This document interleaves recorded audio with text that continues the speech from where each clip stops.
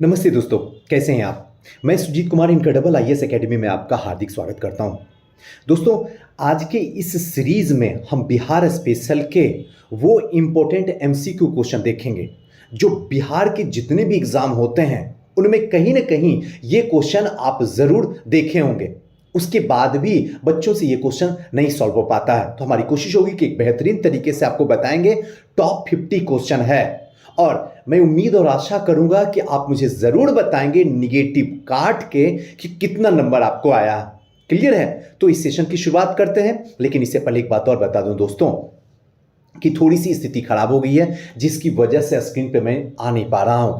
कुछ दिन इसी तरीके का सिलसिला चलेगा और जैसी स्थिति सही हो जाएगी उसके बाद सामने आके फिर लाइव भी चलेगा, लेकिन थोड़ा सा वक्त देना पड़ेगा मुझे भी अपने बुरे वक्त को और आपको भी थोड़ा सा मेरे लिए इंतजार करना होगा। चलिए दोस्तों, सेशन की शुरुआत करते हैं। पहला क्वेश्चन आपके स्क्रीन पे है, जवाब दीजिए। बिहार में पूर्व से पश्चिम की ओर, ध्यान रखिएगा, पूर्व से पश्चिम की ओर नदियों का सही क्रम है। ऑप्शन आपके स्क्रीन पे है, मैं आंसर बताऊंगा, सिर्फ आंसर आप बताइए, मुझे तेजी से बताइए। ऑप्शन आपके स्क्रीन पे है, बस 10 से 15 सेकंड के अंदर आपको बता देना है। क्लियर? इसका एक सेकंड चलिए बताइए इसका आंसर। चलिए इसका सही आंसर मैं आपको बता देता हूं। इसका सही आंसर होगा ऑप्शन नंबर ए, कोसी, कमला, बागमती, बूढ़ी गंडक। ये पूर्व से पश्चिम की ओर बहने वाली नदियां हैं बिहार में। लेकिन अगर मैं यही चीज आपसे ये पूछ दूं कि बताइए दक्षिण में बहने वाली नदियां कौन सी है? पूर्व से पश्चिम तो देख लिए, दक्षिण में यानी कि नीचे दक्षिण में बहने वाली नदियां कौन है इनमें से, तो आप क्या बताइएगा? जरा बताइए मुझे। देखिए इसका आंसर जो है आपको बता रहा हूं। दक्षिण में बहने वाली नदियां सोन, फल्गु, पुनपुन, उत्तरी कोयल, पंचाने और कर्मनासा, ये सब जो है दक्षिण में बहने वाली नदियां हैं। एकदम ध्यान से और याद पाड़ के आप अपने दिमाग में डाल लीजिएगा। चलिए नेक्स्ट क्वेश्चन की ओर, एक सेकेंड, नेक्स्ट क्वेश्चन की ओर चलते हैं। आइए बताइए, आपके स्क्रीन पे क्वेश्चन है, किसने एक अलग राज्य के रूप में बिहार की स्थापना में महत्वपूर्ण योगदान दिया? ऑप्शन आपके स्क्रीन पे है। इसका सही आंसर होगा ऑप्शन नंबर डी, दीप नारायण सिंह। ध्यान रखिएगा, स्वतंत्र भारत के बिहार के विधानसभा में पहले अध्यक्ष हुए थे। ध्यान रखिएगा, दीप नारायण सिंह जो थे वो स्वतंत्र बिहार के पहले विधानसभा के अध्यक्ष थे। इनके प्रयासों से ही बिहार में प्रांतीय कांग्रेस का दूसरा अधिवेशन हुआ था और ये कार्यवाहक मुख्यमंत्री भी रहे थे। तो एक बात मुझे बताइएगा, एक छोड़ दिया हूं कि दूसरा अधिवेशन जो बिहार प्रांतीय कांग्रेस का हुआ था वो कहां हुआ था, ये मैं जानना चाहूंगा। आप कमेंट बॉक्स में मुझे दीजिएगा कहां हुआ था। आइए नेक्स्ट क्वेश्चन की ओर चलते हैं। तीसरा नंबर क्वेश्चन, चलिए तीसरा नंबर क्वेश्चन है, 11 अगस्त 1942 को पटना सचिवालय के पूर्वी गेट के राष्ट्रीय झंडा को फहराया था किसने? किसानों ने, मजदूरों ने, वकीलों ने या विद्यार्थियों ने? तो इसका सही आंसर होगा ऑप्शन नंबर डी, विद्यार्थियों ने। ये चीज को ध्यान रखिएगा, विद्यार्थियों ने। बस इतना सा आप ध्यान रखिएगा तो हो जाएगा। बस इसमें एक क्वेश्चन मैं आपसे पूछना चाहूंगा, उन सारे विद्यार्थियों को नाम में नहीं पूछना चाहूंगा, वो बता ही दिया, चलिए छोड़ दिए। 7 छात्र शहीद हुए थे, आप क्या सातों का नाम बता सकते हैं? जरा बताइए। आइए नेक्स्ट क्वेश्चन की ओर चलते हैं। पटना में बहावी आंदोलन के महत्वपूर्ण नेता कौन थे? ध्यान रखिएगा, बहावी आंदोलन का सेंटर तो पटना में ही था, लेकिन इसके महत्वपूर्ण नेता कौन थे? ऑप्शन आपके स्क्रीन पे है। इसका सही आंसर होगा option number A, Syed Ahmed. ध्यान रखिएगा, option number A, Syed Ahmed. Next question की ओर चलते हैं। 1529 में किसने दक्षिण बिहार पर आक्रमण किया लेकिन शेर खां के द्वारा वह परास्त हुआ था? इसका सही आंसर होगा option number D, Nusrat Shah. ध्यान रखिएगा, बंगाल का सुल्तान था और इब्राहिम लोदी के पुत्री से इसका विवाह हुआ था। ध्यान रखिएगा, नुसरत शाह बंगाल का सुल्तान और इब्राहिम लोदी जो था उसकी पुत्री से इसका क्या हुआ था? तो ध्यान रखिएगा, विवाह हुआ था। ये इब्राहिम लोदी वही है जो दिल्ली सल्तनत के अंतिम वंश, लोदी वंश के अंतिम शासक इब्राहिम लोदी है, जिसका इसके और बाबर के बीच में युद्ध हुआ था 1526 में, याद रखिएगा, जो कि पानीपत का प्रथम युद्ध के नाम से जाना गया था। और इसमें इब्राहिम लोदी जो है वीर गति को प्राप्त किया था, यानी कि युद्ध में मरने वाला पहला जो शासक था वो इब्राहिम लोदी था। बस इतनी सारी बातें हैं, थोड़ा सा ध्यान रखिएगा, मजा आ जाएगा। आइए नेक्स्ट क्वेश्चन की ओर चलते हैं। अच्छा खैर अब इसको देख ही लीजिएगा। नेक्स्ट क्वेश्चन है, बिहार के किस क्षेत्र में विदेशिया लोक नाट्य का चलन है? तो इसका सही आंसर होगा ऑप्शन नंबर सी, भोजपुर क्षेत्र में। ध्यान रखिएगा, विदेशिया जो है भोजपुर क्षेत्र का है, इसमें केवल महिलाएं ही भाग लेती है। ध्यान रखिएगा, विदेशिया जो है भोजपुर क्षेत्र का है, विदेशिया, इसमें सिर्फ महिलाएं ही भाग लेती है और इसमें दूसरा कोई भाग नहीं लेता। आइए नेक्स्ट क्वेश्चन की ओर चलते हैं। 7वां नंबर क्वेश्चन, बिहार का प्रसिद्ध जट जाटनी लोक नृत्य का कब आयोजन किया जाता है? फागुन में, चैत में, भादो में, सावन कार्तिक में? इसका सही आंसर होगा ऑप्शन नंबर डी, सावन और कार्तिक में जो है जट जाटनी का जो नृत्य है वो होता है। आइए नेक्स्ट क्वेश्चन की ओर चलते हैं। नेक्स्ट क्वेश्चन जो है आपके स्क्रीन पे है, एक सेकेंड। आइए, निम्न में से कौन सा बिहार में प्रचलित लोक नाट्य भाई बहन से संबंधित नाट्य है? ऑप्शन आपके स्क्रीन पे है, इसका सही आंसर होगा ऑप्शन नंबर ए, सामा चकेबा। ध्यान रखिएगा, सामा चकेबा जो कि कार्तिक महीने में जो है इसको किया जाता है, इस लोक नाट्य को। आइए नेक्स्ट क्वेश्चन की ओर चलते हैं। नेक्स्ट क्वेश्चन जो है, निम्न में से कौन सा बिहार में प्रचलित ऋतु गीत नहीं है? याद रखिएगा, नहीं है ऋतु गीत। इसका सही आंसर है फागु ऋतु गीत है, चैता ऋतु गीत है, कजरी ऋतु गीत है, लेकिन खिलौना जो है वो ऋतु गीत नहीं है। इसको थोड़ा सा आप ध्यान रखिएगा, बहुत इंपॉर्टेंट है। आप इसको जितना ज़्यादा बार हो सके आप ज़रूर देखने की कोशिश कीजिएगा। और एक चीज़ और ध्यान रखिएगा, गीत कई तरह के होते हैं, जैसे संस्कार गीत हुए, सोहर गीत हुए, है ना। इस चीज़ को थोड़ा सा ध्यान रखिएगा, 2 तरीके के होते हैं। नेक्स्ट है, चलिए, बिहार के दीदारगंज से प्राप्त यक्ष और यक्षिणियों की मूर्ति किस कला से संबंधित है? तो इसको ध्यान रखिएगा, मौर्य कला से ये संबंधित है, यक्ष और यक्षिणियों के। नेक्स्ट क्वेश्चन की ओर चलते हैं। हाँ, प्रसिद्ध चित्रकार लाला बाबा, ध्यान रखिएगा, लाल बाबा किस चित्रकला शैली से संबंधित हैं? तो इसका सही आंसर जो होगा, आप लोग बताइए क्या होगा इसका सही आंसर? लाल बाबा किस कला से संबंधित है? तो ध्यान रखिएगा, लाल बाबा जो है मिथिला पेंटिंग से संबंधित हैं। ये बहुत इंपॉर्टेंट है, ध्यान रखिएगा। चलिए नेक्स्ट क्वेश्चन की ओर चलते हैं। इसे मधुबनी पेंटिंग भी कहा जाता है, यह भी ध्यान रखिएगा। आइए, बिहार के घर आंगन अथवा चौखट के समीप जमीन पर बनाए जाने वाला चित्रकला किस शैली से संबंधित है? तो इसको सही आंसर होगा मधुबनी चित्रकला, जिसको मिथिला पेंटिंग भी कहा जाता है। नेक्स्ट आइएगा, ये मुख्यतः 2 प्रकार के होते हैं, भित्ति चित्र होते हैं और अड़िपन होते हैं। क्लियर है? भित्ति चित्र ध्यान रखिएगा जो दीवालों पे होता है, और अड़िपन जो आंगन में होता है। चलिए नेक्स्ट क्वेश्चन की ओर चलते हैं। नेक्स्ट क्वेश्चन जो है, मधुबनी पेंटिंग के तहत बनने वाले कोहबर घर का चित्र मुख्यतः किस प्रकृति का होता है? तो इसका ध्यान रखिएगा, इसका आंसर होगा ऑप्शन नंबर ए, काम वासना। उस टाइप से होता है, काम वासना, ध्यान रखिएगा। नेक्स्ट क्वेश्चन की ओर चलते हैं। मंजूषा शैली बिहार के किस क्षेत्र में ज्यादा प्रचलित है? इसका तो एकदम अच्छे से जानते होंगे, अंग वाला क्षेत्र है ना। भागलपुर वाला इलाका में जो है ज्यादा प्रचलित है मंजूषा शैली। नेक्स्ट है, ज्यूतिया पर्व किस तिथि को मनाया जाता है? इसका सही आंसर जो होगा, थोड़ा सा ऑप्शन आप देख लीजिए। हाँ, इसका सही आंसर होगा अश्विन शुक्ल पक्ष अष्टमी को जो है ज्यूतिया पर्व जो है मनाया जाता है। आइए नेक्स्ट क्वेश्चन की ओर चलते हैं। नेक्स्ट क्वेश्चन क्या है, किस मेले में अविवाहित लड़के और लड़कियां शादी विवाह के उद्देश्य से आते हैं? अविवाहित, इसका सही आंसर होगा ऑप्शन नंबर डी, सौराष्ट्र मेले में। यह मेला जो है मधुबनी में लगता है, ये इंपॉर्टेंट है, ध्यान रखिएगा। सौराष्ट्र मेला जो है कहाँ लगता है? मधुबनी में। बिहार का पहला उर्दू समाचार पत्र कौन था? बताइए। बिहार का पहला उर्दू समाचार पत्र, इसका सही आंसर होगा नूरुल अनवार। ध्यान रखिएगा, उर्दू समाचार पत्र जो है वो नूरुल अनवार है। प्रकाशन आरा से होता था, ध्यान रखिएगा, आरा भोजपुर से।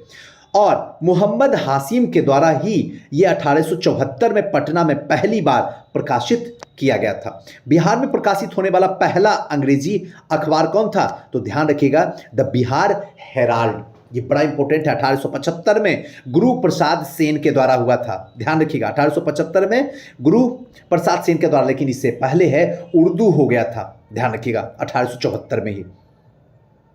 नेक्स्ट क्वेश्चन है, निम्न में से कौन सा रचना फणीश्वर नाथ रेणु से संबंधित नहीं है? ध्यान रखिएगा, नहीं है। तो इसका सही आंसर होगा बाबा बटेश्वर नाथ। मारे गए गुलफाम उन्हीं से है, कितने चौराहे फणीश्वर नाथ रेणु से है, ठुमड़ी फणीश्वर नाथ रेणु से है, लेकिन बाबा बटेश्वर नाथ जो है वो इनसे संबंधित नहीं है। नेक्स्ट क्वेश्चन की ओर चलते हैं। नेक्स्ट क्वेश्चन है, निम्न युग्मों में से कौन सा सही सुमेलित नहीं है? ध्यान रखिएगा, नहीं है इसकी बात हो रही है। तो इसका सही आंसर जो होगा वो होगा ऑप्शन नंबर डी, विंध्यवासिनी देवी मैथिल कोकिल है। ये गलत है, ध्यान रखिएगा। जयप्रकाश नारायण लोकनायक हैं, बिल्कुल सही है। और रामधारी सिंह दिनकर राष्ट्रकवि हैं, सही है। जगजीवन राम जी बाबू जी हैं, सही है। विंध्यवासिनी देवी मैथिल कोकिल नहीं है। तो अब क्वेश्चन आता है कि आखिर मैथिल कोकिल जो है वो है कौन? आप मुझे बताइए, आप बताइए, तभी आगे हम निकलेंगे। जब तक आप नहीं बताइएगा तब तक हम आगे निकलेंगे ही नहीं। इसलिए प्लीज आप कोशिश कीजिए बताने की, जरूर आप बता देंगे। अब आपको एक चीज बता देते हैं कि विंध्यवासिनी देवी जो है वो बिहार कोकिला है। तो फिर मैथिल कोकिल कौन है? आप मुझे बताइएगा, मैं छोड़ के जा रहा हूं आपको। नेक्स्ट क्वेश्चन की ओर चलते हैं। ऋग्वेद में बिहार वासियों के लिए किस शब्द का प्रयोग किया गया? तो याद रखिएगा, कीकट, कई बार हम आपको बता भी चुके हैं। नेक्स्ट है, निम्न में से किन्हें भारत रत्न से सम्मान नहीं मिला है? ये कौन है जिनको भारत रत्न इनमें से नहीं मिला? तो ध्यान रखिएगा, डॉक्टर श्री कृष्ण जयप्रकाश नारायण जेपी जी को मिला हुआ है, जे टाटा को मिला हुआ है, जाकिर हुसैन जी को मिला हुआ है, लेकिन श्री कृष्ण सिंह जो कि बिहार के प्रथम मुख्यमंत्री हुए, इनको ये पुरस्कार नहीं मिला है। नेक्स्ट क्वेश्चन की ओर चलते हैं। बिहार का प्रथम महाविद्यालय कौन सा था? इसका सही आंसर होगा ऑप्शन नंबर डी, पटना महाविद्यालय। अब एक क्वेश्चन मैं छोड़ के जा रहा हूं कि पटना महाविद्यालय की स्थापना कब की गई है? थोड़ा सा बताइएगा, ऑप्शन दे दें। 1916, 1917, 1918, 1919, या इनमें से कोई नहीं। नेक्स्ट क्वेश्चन की ओर चलते हैं। पुरातात्विक सामग्रियों के लिए चंद्रभारी संग्रहालय बिहार के किस जिले में स्थित है? बहुत इंपॉर्टेंट है, इसका सही आंसर होगा दरभंगा में। ध्यान रखिए, पुरातात्विक सामग्री के लिए जो है चंद्रभारी संग्रहालय बिहार के दरभंगा में स्थित है।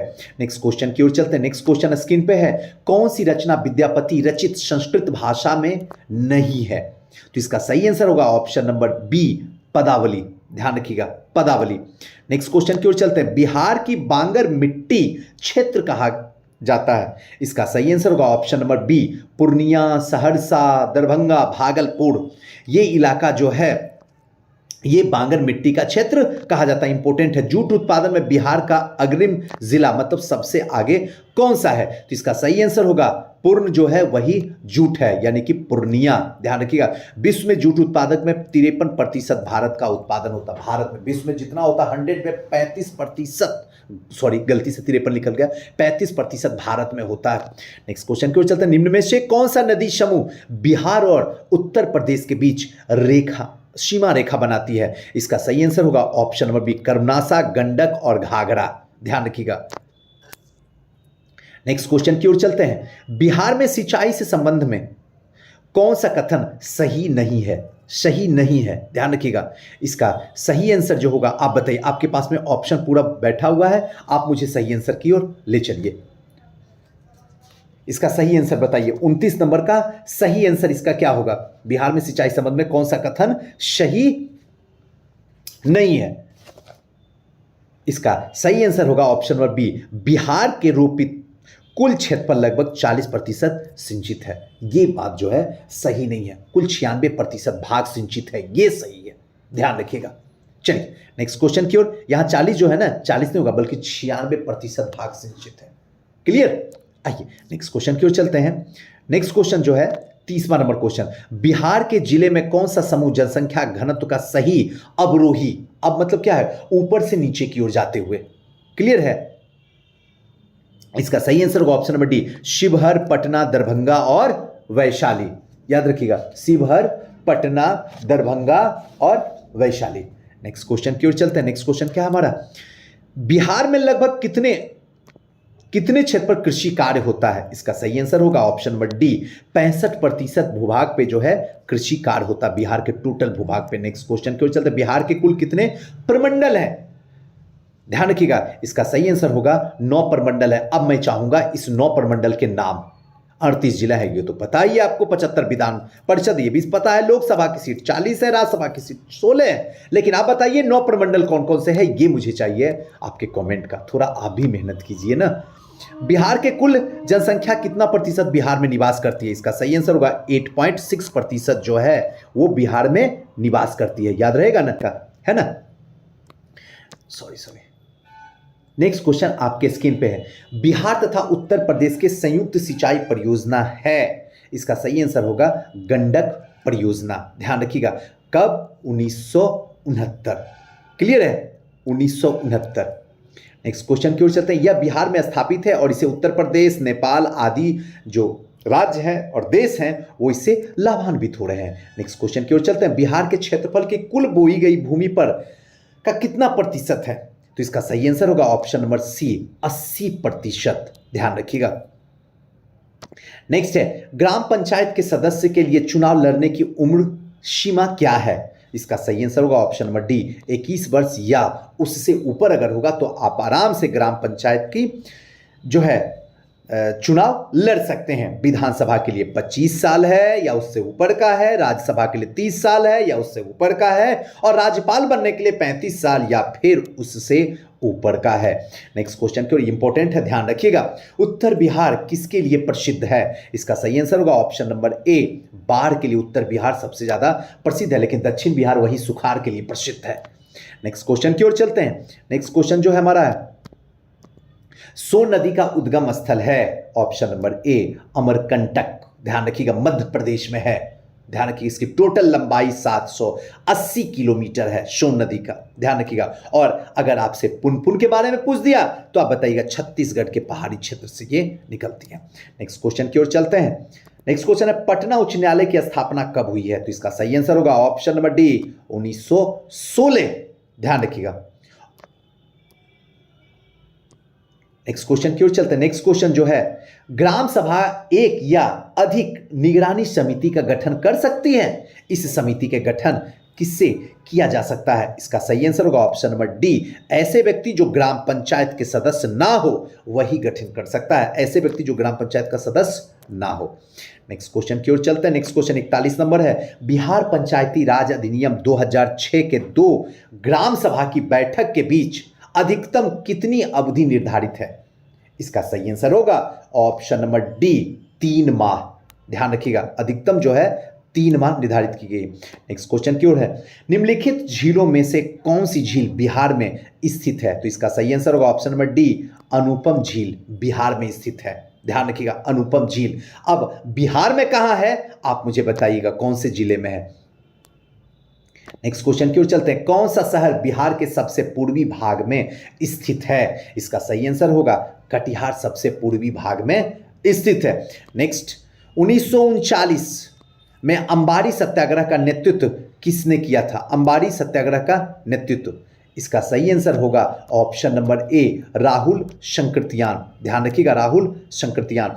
नेक्स्ट क्वेश्चन की ओर चलते हैं। बिहार में सबसे साक्षर जिला कौन सा है? बताने की जरूरत नहीं है, रोहतास। लेकिन अगर मैं कहूं सबसे निरक्षर जिला कौन सा है तो आप क्या बताइएगा? कमेंट बॉक्स में मुझे बताइएगा।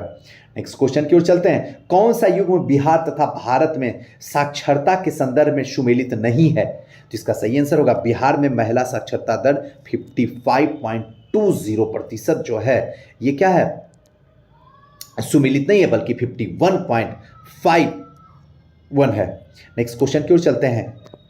2011 के जनगणना के अनुसार बिहार की जनसंख्या भारत की जनसंख्या का कितना प्रतिशत है? तो ध्यान रखिएगा, 8.58% बिहार की जनसंख्या है।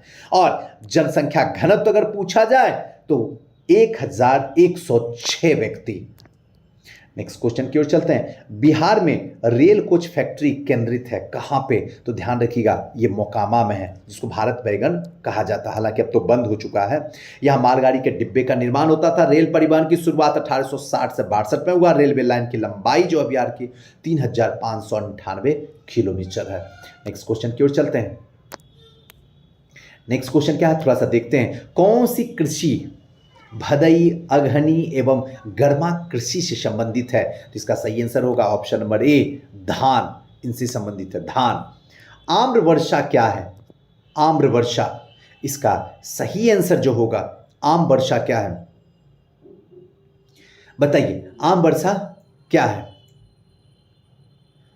इसका सही आंसर होगा उत्तर पूर्व बिहार में मानसून के पूर्व वर्षा जो होता है उसी को ही आम वर्षा कहते हैं, और यह आम और लीची हेतु अत्यंत उपयोगी माना जाता है, और यहीं से आम और लीची जो है वो पकना शुरू हो जाता है। तो दोस्तों, हमारी कोशिश हुई थी कि आज से अब शुरुआत कर दिया जाए, जो कि कंटिन्यूटी में रखा जाए, जितने ज़्यादा सब्जेक्ट हो सके, जो इंपॉर्टेंट क्वेश्चन है वगैरह जो भी है, आप मुझे बताइएगा और कौन कौन सा सीरीज स्टार्ट किया जाए, जिससे कि मैं कोशिश करूँ आपको वीडियो दे सकूँ।